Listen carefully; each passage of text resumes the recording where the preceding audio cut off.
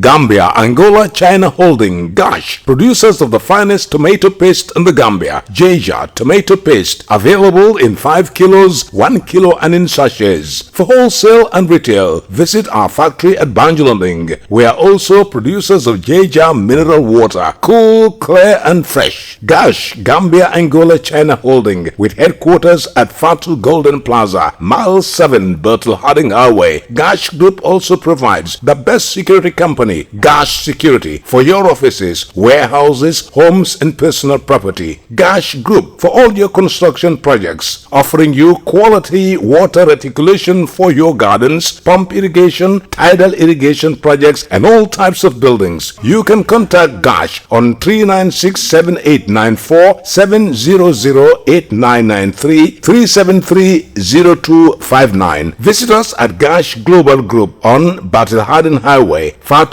Golden Plaza. Our website www.gashglobal.com. Gambia, Angola, China Holding, Gash.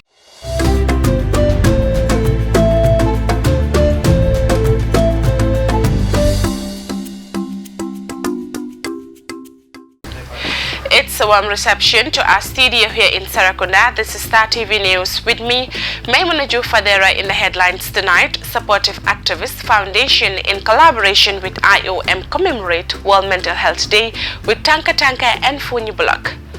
The Minister of Health presides over handing of medical equipment. Global Community Foundation and Kante Miracle Mubarak sponsor Lightning Project. National Human Rights Commission urges government to enforce ban on FGM. SNCC secures narrow win for Scorpions in their preparation for AFCON qualifiers. On the international scene, Netherlands seeks a spike in COVID-19 cases. Nigeria says special anti-robbery squad dissolved. Tanzanian election, government accused of political repression. Well, those were the headlines, and now the news in details.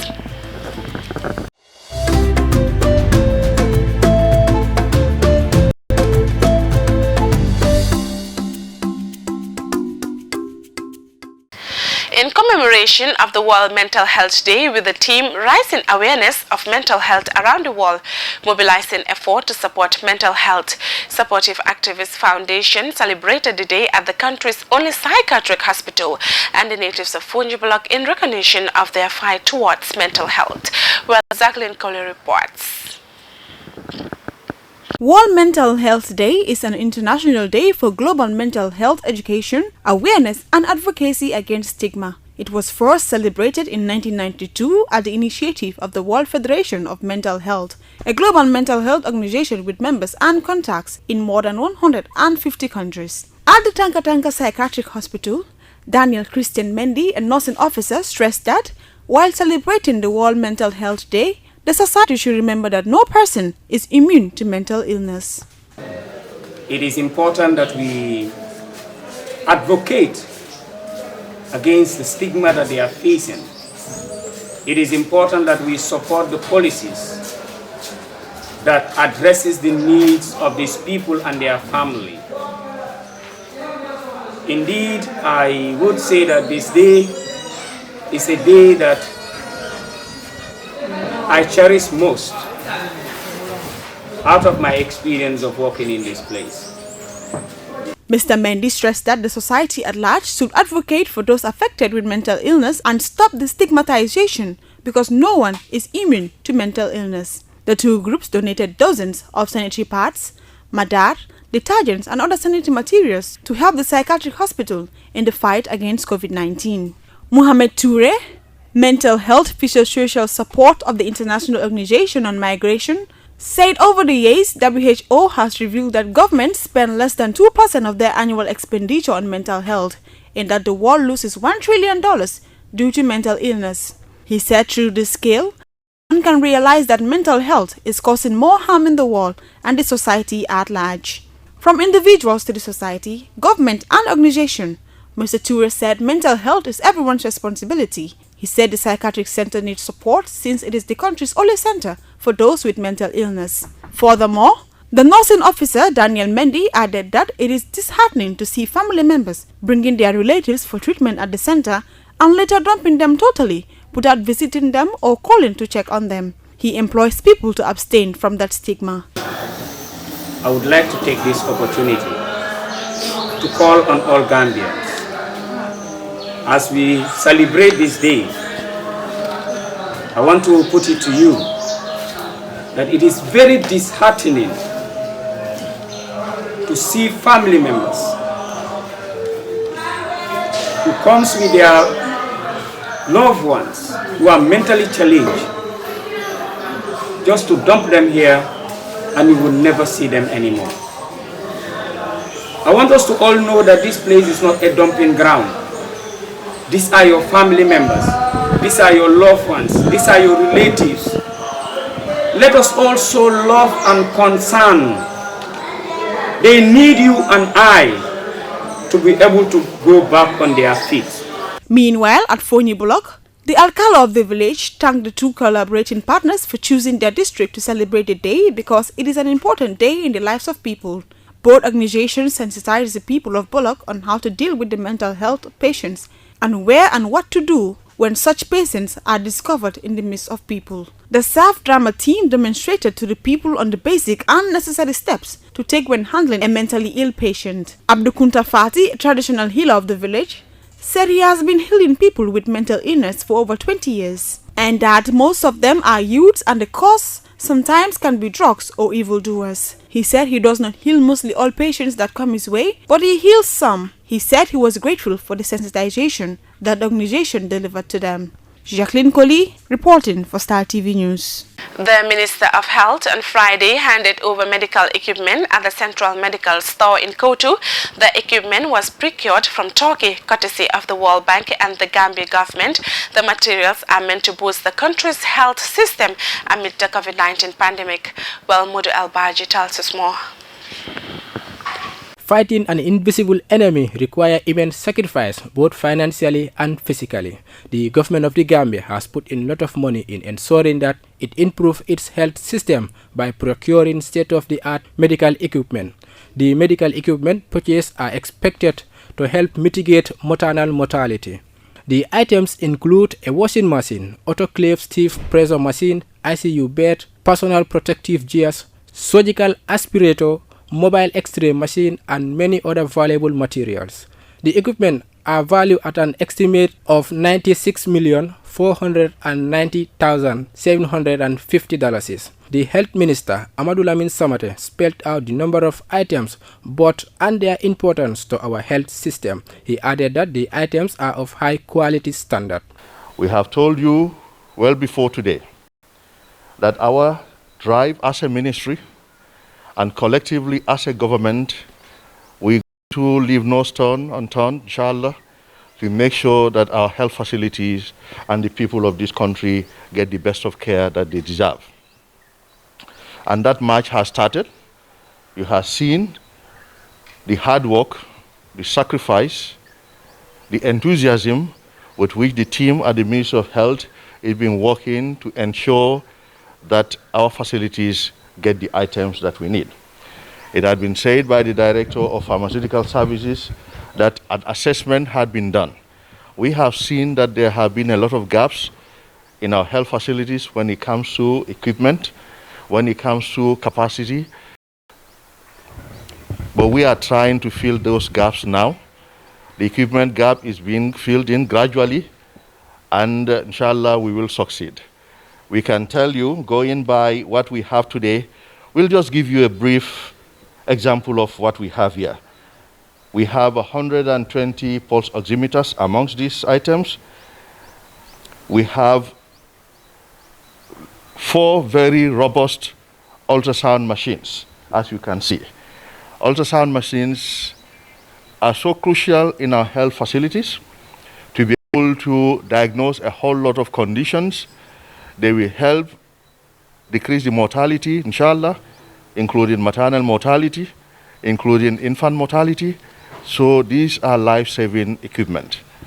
At this juncture, I'm happy to inform you that these items will be distributed as we strengthen many of our health facilities. Equally speaking, we have briefcase-like 4D ultrasound machines. These are things that we would have been hearing of, we never saw in this country. These ultrasound machines can demonstrate a picture of the baby when you do the scanning of a pregnant mother. It will be like you are seeing the baby as it is in the womb. Dr. Samate went on to shed light on the amount of money spent in procuring these medical items. He said that it is a big opportunity for Gambians to know the much talked about COVID funds and how they were spent by his ministry. We had promised the people of this country that the resources of this country will be put to very, very good use. This is the final batch of the items we procured in Turkey collectively with the World Bank. You had seen the items that were air freighted the last at the airport, including 10 ambulances. These ones were shipped and they have now arrived. So these items were procured from funds we got from the World Bank and the Gambia government. From the World Bank, the expenditure is $1,558,580.87 US dollars, which is about 77,929,043.50 bututs. That's from the World Bank. From the Gambia government funds, 1,929,875 US dollars. That amounts to $96,493,750. That's the amount that is spent on these items. So for the much talked about COVID-19, 500 millions, so you see where part of it is gone. $96,493,750 is spent on this equipment. So you know where this amount has gone to. And more equipment are being procured from those funds. And when those funds also arrive, you will see the cost applied to them and you will know where these funds have been used. Essew and Brikama District Hospital are among the listed hospitals to benefit from this equipment. The Acting Director of Health Services, Dr. Mustafa Bite, applauded the Minister of Health for his effort in boosting the country's health system, as well as the World Bank for its financial support. Because we've seen the equipment that are not only useful for the COVID, but they are going to be helpful in the services that we deliver throughout the country.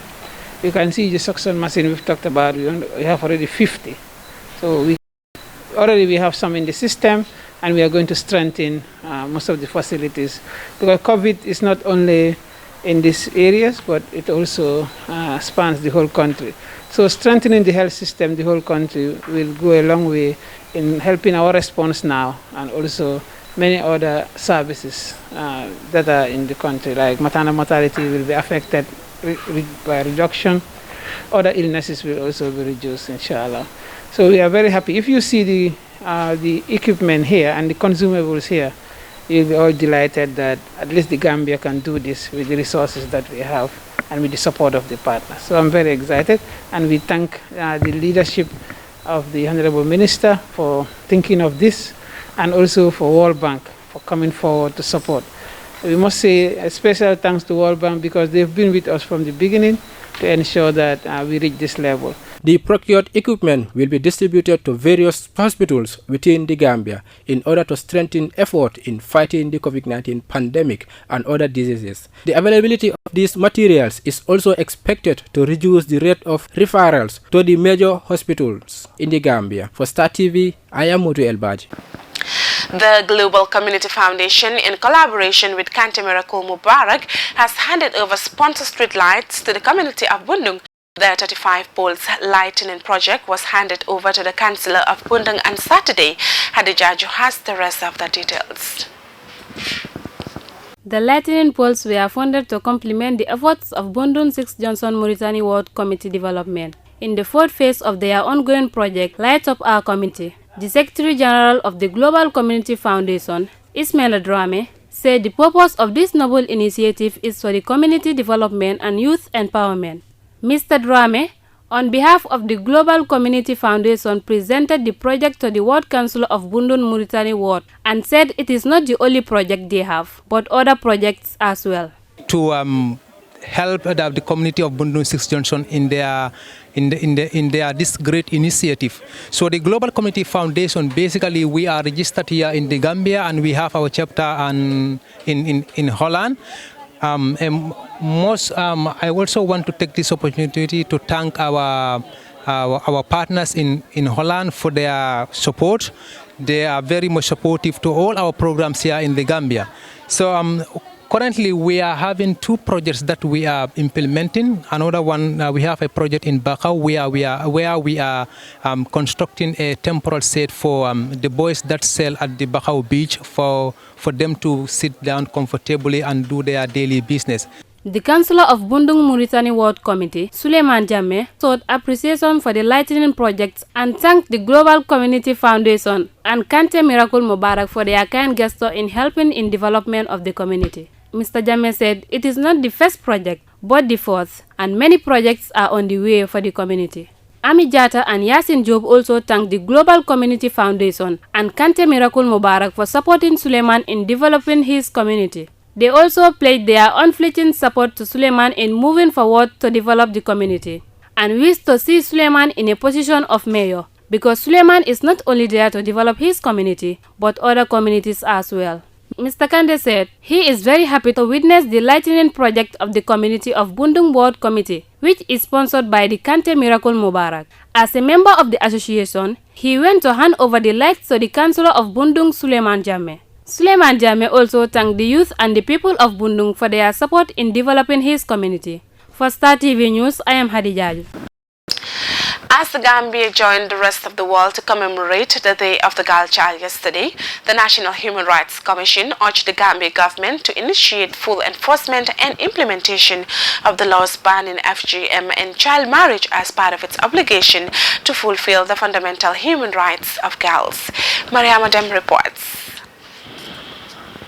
The Day of the Girl Child is an annual event that is commemorated on the 11th of October with an opportunity to reflect on the challenges faced by the girl child and measure lessons learned and achievements against child-friendly policies, including laws and efforts undertaken by the state as the primary duty bearer to guarantee a better future for the girl child. This year's anniversary being commemorated under the theme My Voice, Our Equal Future provides people and governments the occasion to reimagine a better world inspired by adolescent girls, energized and recognized, counted and invested in. In the Gambia, a focus on adolescent girls is not just timely but crucial. For instance, numerous rape cases, sexual abuse, and other forms of gender-based violence have been reported over the course of 2020. However, National Human Rights Commission says, despite the legal prohibition of female genital mutilation and child marriage, many girls continue to face these other forms of discrimination, violence, and exploitation in their communities. The continuous rights violation, abuse, discrimination, and violence faced by adolescent girls are consistent with the United Nations findings that despite significant gains over the years, many of the commitments made to girls are left unfulfilled. Each year, 12 million girls under the age of 18 are married, 130 million girls worldwide are still out of school, and approximately 15 million adolescent girls aged 15 to 19 have experienced forced sex, according to the UN. UNICEF Gambia and partner NGOs have revealed that, as per the 2018 Multiple Indicator Cluster Survey, 50.6% of girls between 0 to 14 years old and 27.3% of girls between 0 and 4 years old have undergone female genital mutilation. Similarly, about one-third of women aged 20 to 49 years were married before the age of 18. As the world approached the 25th anniversary of the historic Beijing Platform and Declaration for Action, National Human Rights Commission calls on the Gambia government to renew its commitment to the girl child and invest constructively in their health, education, training, and safety, and put an end to harmful practices that hold girls back from reaching their full potential by initiating full enforcement and implementation of the laws banning FGM and child marriage as part of its obligation to fulfill the fundamental human rights of girls. Prosecute alleged perpetrators of rape, sexual harassment, and sexual abuse in order impunity and build confidence in the justice system for many girls and their families who may be reluctant to report such cases. The Commission noted that the Gambia they want must be conducive, protective and friendly to children, but especially girls in a society where existing structures promote inequality and discrimination, and adolescent girls deserve a safe environment that makes it possible for them to dream, achieve and contribute meaningfully to the new Gambia. Furthermore, the Commission believes that an empowered girl is a catalyst to not only sustainable social cohesion, but a prosperous economy. Maria Madem, reporting for Star TV News. Gambia national Scorpions kicked off their AFCON qualifier preparatory campaign with a narrow 1-0 win over the Red Devils of Congo-Brazzaville in Algarve, Portugal, when the two sides squared off for a friendly at Estadio de Bella Vista. SNCC's long goal was enough to boost the morale of the team against a formidable Congolese side. Well, Buntakole tells us more. The Scorpions kicked off with much of possession through missing a few chances before a goalless first half. Coach Thompson Fit brought on debutants mixed with his regulars, a chemistry that worked for the Belgian, thus dominating the match proceedings. The Gambia's dominance paid off upon the resumption of the second half when striker Hassan Cisse hit the back of the post after a beautiful interchange and leading the Scorpions to tighten up their slender margin and maintain the lead with decent passes and attacks. The remarkable stories of Nuha Sonko, Abdoulaye Sanyang, Musa Juara, Boubacar Gueye and Seni Njai as new entrants continue as they made their debut for the national team on Friday and became men to watch. The 5 new faces attracted attention and nullified suppressed Congolese attacks for Gambians' gain, while Suleiman Mare marveled at midfield. The game ended 1-0 with Hassan Cisse's lone strike, separating the Scorpions from the Devils. It was Thompson Fit's 78th competitive match. In his post-match reaction, Coach Thompson Fit believes he has a good team and that he is proud of the work the boys have done. Yeah, I'm very proud of the team. We played against Congo-Brazzaville, and maybe the people who watch the game will maybe underrate Congo-Brazzaville, but they are 19 in the world, 69 positions stronger than us. They beat Guinea-Bissau, who was on AFCON, with 3-0 in the qualification. They lost 2-0 in Senegal, but they are a strong team. And I think today we saw a very strong Gambian team. The first half, we played very good football. We created a lot of opportunities. The only sad part in the first half was that we didn't score, that we were not clinical enough in front of the goal. Second half, we started the same way as in the first half. We scored a nice goal with Hassan Cisse, and after that it dropped a little bit. Congo-Brazzaville came more in the game. But they really didn't get chances. Our goalkeeper Boubacar Gueye had not really to do saves, and we got more opportunities. Even with Abdoulaye Sanyang in the last minutes, we could have made 2-0. So I'm satisfied with the performance. I saw a very good Gambia. I thought we deserved to score more goals. We didn't give many chances away, or almost no chances away, so that's very good. The Scorpions will then face Gabon both at home and away next month. For Star TV News, I am Binta Koli. Well, those were the local stories. We'll be back with the international news after the short commercial break. Please stay tuned. Gambia, Angola, China Holding, Gosh, producers of the finest tomato paste in the Gambia. Jeja tomato paste, available in 5 kilos, 1 kilo and in sachets. For wholesale and retail, visit our factory at Banjulunding. We are also producers of Jeja mineral water, cool, clear and fresh. Gosh, Gambia, Angola, China Holding, with headquarters at Fatu Golden Plaza, Mile 7, Bertel Harding Highway. Gosh Group also provides the best security company, Gosh Security, for your offices, warehouses, homes and personal property. Gosh Group for all your construction projects, offering you quality water reticulation for your gardens, pump irrigation, tidal irrigation projects and all types of buildings. You can contact Gosh on 396-7894, 700-8993, 373-0259. Visit us at Gosh Global Group on Battle Harden Highway, Fatu Golden Plaza. Our website www.goshglobal.com. Gambia, Angola, China Holding, Gosh.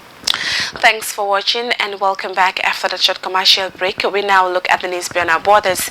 The Netherlands now has one of the worst coronavirus infection rates in Europe as case numbers and hospital admission balloon after the first wave. Authorities implemented a test and trace policy in an effort to contain new infections. But due to recent explosive numbers, contact tracing of infected people has become impossible. Well, Al Jazeera's Step Person reports from Amsterdam, the Netherlands. Only people with flu-like symptoms can be freely tested for COVID-19 in the Netherlands, if they're lucky enough. Some say they had to wait up to 4 days to get an appointment at one of the testing centers. Infection rates have gone up dramatically and have reached an international high in the past week. Hospitals are struggling to treat patients and have had to cancel operations. The situation is very serious in the Netherlands, particularly in Amsterdam, The Hague and Rotterdam. We're short of hospital beds. We still have some ICU capacity, but with the rapidly increasing number of corona patients, we are also very concerned that we will run out of ICU capacity. After the first wave, the authorities implemented a test and trace policy in an effort to contain new infections. But due to recent explosive numbers, contact tracing of infected people has become impossible. More than 8 months since its first infections, the Netherlands is still struggling to test people with COVID symptoms. Every day, thousands can't be tested due to a lack of capacities in laboratories. Some health experts say this is one of the reasons the government COVID response is failing dramatically. And you need strong leadership. That's the other thing lacking, according to a team of experts giving input to the government, like Gauri Krishna, who worked on the SARS epidemic in Singapore. And in my point of view, this is absent in the Netherlands. And I think this has led basically to the lack of an adequate and clear coordinated response. But the government says this is a democratic country. We can't apply the same rules as they're applied in China or in Singapore. This is a crisis. In a crisis, you need leadership. So I think that argument falls short in the case of an emergency. She blames the government for putting the responsibility solely on individuals about whether to wear a face mask in shops. The government made a turnaround last week after months of saying masks don't protect against the virus. It's now advising people to wear one. I think in some situations that's better because now it's like in some places you do have to wear them, in some places you don't. So that confuses a lot of people, and for example in the supermarket you don't think about bringing your face mask. I think it's good that in the Netherlands we have a freedom of to have our own choice. You know, we are smart people, you know, and but smart people with the highest COVID infections in the world right now. I know.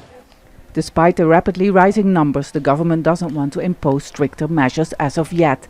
Prime Minister Rutte has called the Dutch public childish and even anarchistic for not following social distancing guidance. But if infection rates continue to go up, new measures might be announced soon. Step Fasten, Al Jazeera, Amsterdam. Nigeria's police chief has announced the dissolution of a notorious anti-robbery unit following days of widespread protests against police brutality. The special anti-robbery squad is accused of torture, murder and unlawful arrest. The police chief announced a new outfit to tackle violent crimes will soon be set up and that civil society will now work with the police to identify and punish officers who committed abuses. But civil society wants to see officers accused of murder and other abuses punished. Well, Al Jazeera's Ahmed Idris reports from Abuja, Nigeria. After 5 days of demonstrations that in some cases turned violent, protesters are savoring their victory. Protests began 6 days ago after a man was allegedly shot and killed by members of the police unit called the Special Anti-Robbery Squad, or SARS. The police chief said dissolving the unit, whose members have further tarnished the image of the police, was necessary for a force that is in serious need of changes. The Special Anti-Robbery Squad of the Nigerian Police, otherwise known as SARS, is hereby dissolved across all formations, the 36 state police commands, and the Federal Capital Territory, where they currently exist.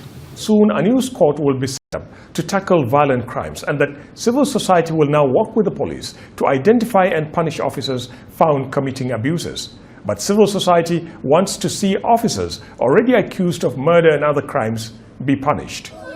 Buoyed by their victory, activists now want to push for more accountability from judges and politicians. Judicial, corruption is still very, high. Legislative corruption is going on, and executive corruption is going on. So definitely, all the public institutions need serious, reform in order to respond to the yearning and aspiration of Nigerians. You cannot have an organization that is supposed to be run by law and order, and it is completely carrying out its activities with impunity. On the street, many say they've heard it all before. This is not the first time the government have been banned SARS. They are banning. This is third time now. At the end, they'll soon come up again. So for me, it's not acceptable. And the fact that Nigerians can actually gather up and to a cause actually, and to do things that people know that we have a voice. They insist dissolving the anti-robbery unit alone is not enough. They want officers guilty of the crimes they've been accused of punished. And that is what Nigerians will be watching out for before the new police outfit is formed. Ahmed Idris, Al Jazeera, Abuja. Human rights organizations and political opponents have accused the Tanzanian government of political oppression ahead of this month's general election. President John Pombe Magufuli has been accused of presiding over a government that is intolerant of dissent and has curtailed rights of expression and the media. Al Jazeera spoke with the main opposition candidate about his fears for the vote. Well, Al Jazeera's Catherine Soy reports. Tundu Lissu says he's worried about his safety while campaigning. He's also concerned about the independence of the Electoral Commission that barred him from campaigning for 7 days last week. Electoral officials said his conduct while on the campaign trail had been polarizing. Lissu recently returned to Tanzania from Belgium to run for president. He left 3 years ago when he was seriously injured after being repeatedly shot by unidentified gunmen. He's told Al Jazeera he does not believe that the election at the end of the month will be free, fair, or transparent. We are not going to accept stolen elections. We are not going to accept rigged elections. We will call millions of our people onto the streets to take mass democratic action, peaceful action, to defend the integrity of the election, to defend their votes if it comes to that. His main competitor, President John Pombe Magufuli, is also out campaigning, attracting thousands of people to his rallies. He's been accused by human rights organizations and the opposition of being a dictator and presiding over a government that is intolerant of dissent and has curtailed rights of expression and the media. The president has avoided that debate, instead focusing on his record. Some analysts say he's on the right track. He's done very well in the economic front, the projects that we are talking about. He's done very well in the issues of governance, especially fighting corruption in all fronts. Linus Walbert is one of 29 million Tanzanians registered to vote on the 28th of October. He too has been watching political developments and is worried about the possibility of violence at the polls. I want a leader who is not just promising things, he has to deliver. I would like to see a more transparent election. Previously, the results have been taking too long to come out, and that increases tensions. The more the election draws closer, the more aggressive the campaigns have become. Voters like Walbert say they just hope to be able to cast their ballots safely. Catherine Soy, Al Jazeera. And we should say we contacted the Tanzanian government about these allegations, but we've received no response. Akwasi Ase is the Associate Dean of the College of Humanities, Education and Social Sciences at Delaware State University. He says things have changed since the president first came to power. He came in, Magufuli that is, highly recommended in the blaze of anti-corruption, newness. He was known all around the country as a simple from the peasants. And so he came in with a lot of promise. In the last few years, however, it appears as if he has decided that perhaps he wants to maintain his position. And one way to do it is to make sure that people do what he wants and thereby maintain his position. And that's why he's taken a whole lot of steps that Human Rights Watch has been talking about, banning organizations, closing down newspapers, arresting opposition leaders. Those are not democratic inspired movements, and therefore all this attention that he's getting. But we're hoping that, as the report made clear, that the closer we get to the election, hopefully the easier it will be for people to cast their ballots. And before we end the news, a quick recap of our main headlines. Supportive Activist Foundation, in collaboration with IOM, commemorate World Mental Health Day with Tanka Tanka and Funyi Block. The Minister of Health presides over handing of medical equipment. Global Community Foundation and Kante Miracle Mubarak sponsor Lightning Project. National Human Rights Commission urges government to enforce ban on FGM. SNCC secures narrow win for Scorpions in their preparation for AFCON qualifiers. On the international scene, Netherlands seeks a spike in COVID-19 cases. Nigeria says special anti-robbery squad dissolved. Tanzanian election, government accused of political repression. Well, that's all for this edition of the news. Do enjoy the rest of our programs. Thanks for watching and do have a wonderful night.